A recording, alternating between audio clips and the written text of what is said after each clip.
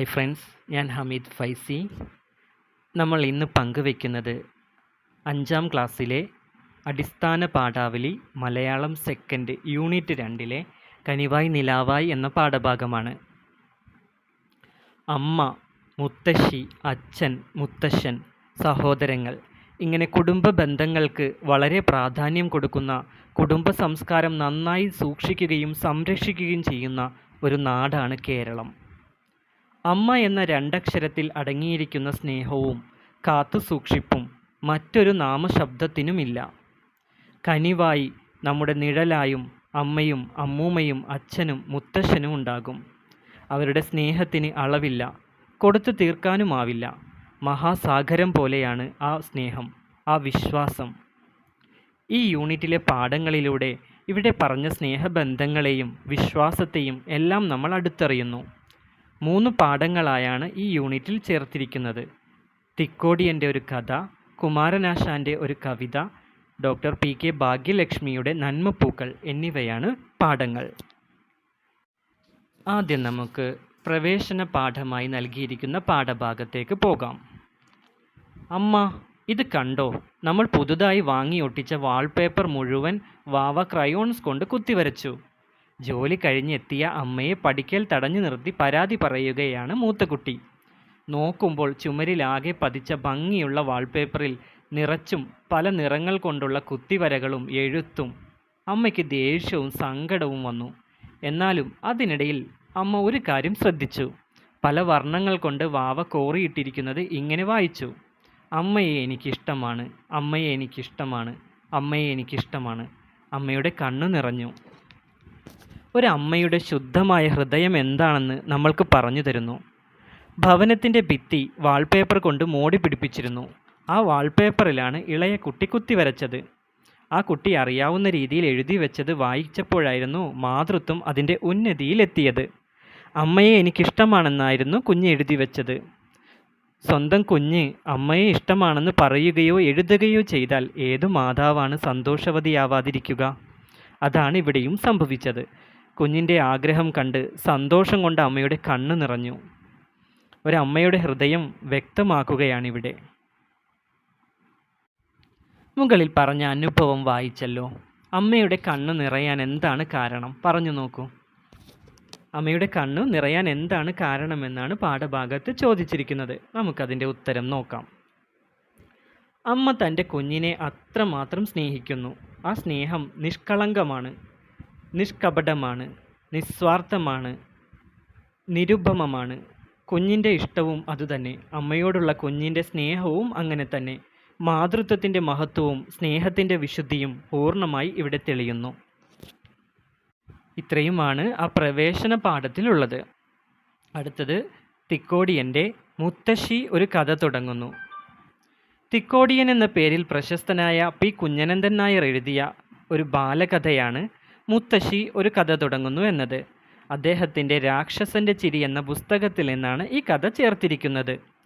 ഊഞ്ഞാലാടാൻ മോഹിക്കുന്ന ഉണ്ണിയും പല്ലുകൾ കൊഴിഞ്ഞുപോയ അവൻ്റെ മുത്തശ്ശിയും നിത്യവൃത്തിക്ക് വേണ്ടി മറ്റൊരു വീട്ടിൽ അടുക്കള പണിക്ക് പോകുന്ന അവൻ്റെ പ്രിയപ്പെട്ട അമ്മയുമാണ് ഇതിലെ കഥാപാത്രങ്ങൾ. നമുക്കാദ്യമായി ഇതിൻ്റെ കഥാകൃത്തായ തിക്കോടിയനെ പരിചയപ്പെടാം.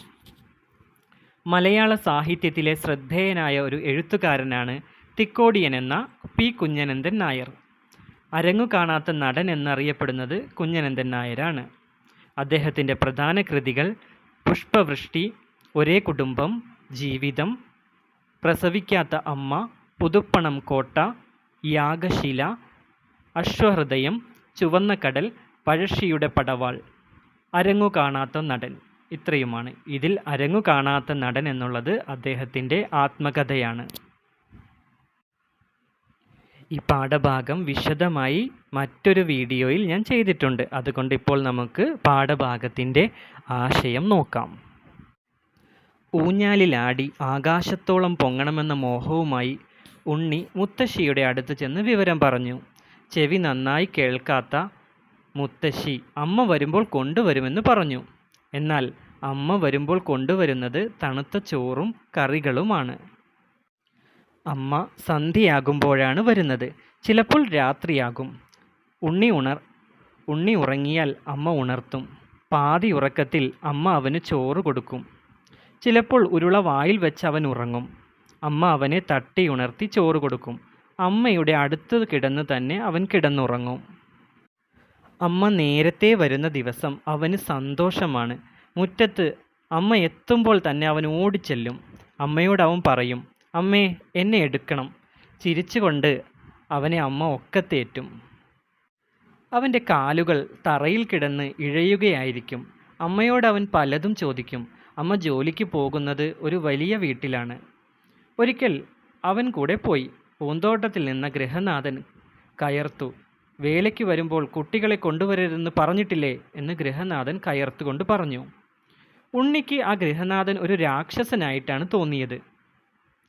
ആ രാക്ഷസനെക്കുറിച്ചാണ് ഉണ്ണി ചോദിക്കുന്നതെല്ലാം. അന്നും ഉണ്ണി അമ്മയെ കാത്തിരുന്നു. മുത്തശ്ശിയുടെ അടുത്ത് ചെന്നാണ് ഇരുന്നത്. മുത്തശ്ശി അവനെ മടിയിലിരുത്തി ഉമ്മ വെച്ചു. പാലപ്പൂവിൻ്റെ മണമുള്ള മുത്തശ്ശിയെ അവൻ ഇഷ്ടമാണ്. മുത്തശ്ശിയുടെ ചുംബനത്തിൽ അവൻ അനങ്ങാതിരുന്നു. ഇത്രയുമാണ് ആ പാഠഭാഗത്തിലുള്ളത്. ഇനി നമുക്ക് ആ പാഠഭാഗത്ത് പരിചയമില്ലാത്ത പുതിയ പദങ്ങൾ പരിചയപ്പെടാം. ഇരിക്കപ്പൊറുതി. ഇരിക്കപ്പൊറുതി എന്ന വാക്കിൻ്റെ അർത്ഥം എന്താ? ക്ഷമയെയാണ് ഇരിക്കപ്പൊറുതി എന്ന് ഉദ്ദേശിക്കുന്നത്. ചെവിട്. ചെവിട് എന്ന് ഉദ്ദേശിക്കുന്നത് ചെവി. കതിന പൊട്ടിക്കുക, വെടി പൊട്ടിക്കുക, ഉറക്കെ പറയുക എന്നൊക്കെയാണ് ഇതിനർത്ഥം.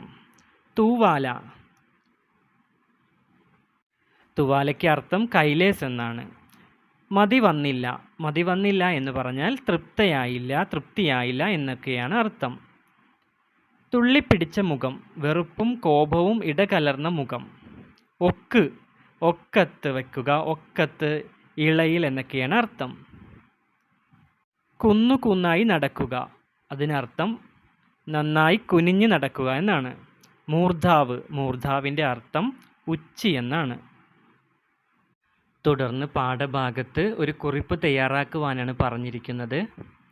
കഥയിലെ കൂട്ടുകാർ. കഥ വായിച്ചല്ലോ, ഇഷ്ടമായില്ലേ? ആരൊക്കെയാണ്? വായിച്ചു മനസ്സിലാക്കിയ കാര്യങ്ങൾ ഓരോരുത്തരായി പറഞ്ഞോളൂ. ഏതെങ്കിലും ഒരു കഥാപാത്രത്തെ പരിചയപ്പെടുത്തുന്ന കുറിപ്പ് തയ്യാറാക്കൂ. അപ്പോൾ നമുക്കതിൻ്റെ ഉത്തരം എന്താണെന്ന് നോക്കാം. പ്രധാനമായും 3 കഥാപാത്രങ്ങളാണ് ഈ കഥയിലുള്ളത്. അതിൽ പ്രധാനം ഉണ്ണിക്കുട്ടനാണ്. അമ്മയോടും മുത്തശ്ശിയോടും വലിയ സ്നേഹമാണ് ഉണ്ണിക്കുട്ടന്. അമ്മ വീട്ടുജോലിക്ക് നിൽക്കുന്ന വലിയ വീട്ടിലെ ഗൃഹനാഥനെ ഉണ്ണി രാക്ഷസനായിട്ടാണ് കാണുന്നത്. ഉണ്ണിയും അമ്മയും കൂടെ ആ വീട്ടിൽ ചെന്നപ്പോൾ കുട്ടികളെ വീട്ടുജോലിക്ക് വരുമ്പോൾ കൊണ്ടുവരരുതെന്ന് വീട്ടുകാരൻ പറഞ്ഞത് ഉണ്ണി കേട്ടു. വീട്ടുജോലി കഴിഞ്ഞ് അമ്മ വരുമ്പോഴെല്ലാം ഉണ്ണി ആ രാക്ഷസനെക്കുറിച്ച് ചോദിക്കുകയും ചെയ്യും. ഊഞ്ഞാലിൽ ആടണം, ആടിയാടി മരത്തിൻ്റെ ഇലകൾ പറിക്കണം, പിന്നെ ഉയർന്നുയർന്ന് മേഘത്തിൽ തൊടണം. ഇതൊക്കെയാണ് ഉണ്ണിയുടെ ആഗ്രഹം. ആ ചിന്തകൾ ആവർത്തിക്കുന്ന ഉണ്ണിയെ നമുക്ക് പരിചയമുള്ള പോലെ തോന്നും. പരിചയമുണ്ട്. ഈ ഉണ്ണി നമ്മുടെ ഇടയിൽ തന്നെ ജീവിക്കുന്നവനാണ്. അപ്പോൾ കൂട്ടുകാരെ, ഇതിൻ്റെ ബാക്കി ഭാഗം ഞാൻ മറ്റൊരു വീഡിയോയിൽ പോസ്റ്റ് ചെയ്യാം. Okay, thanks.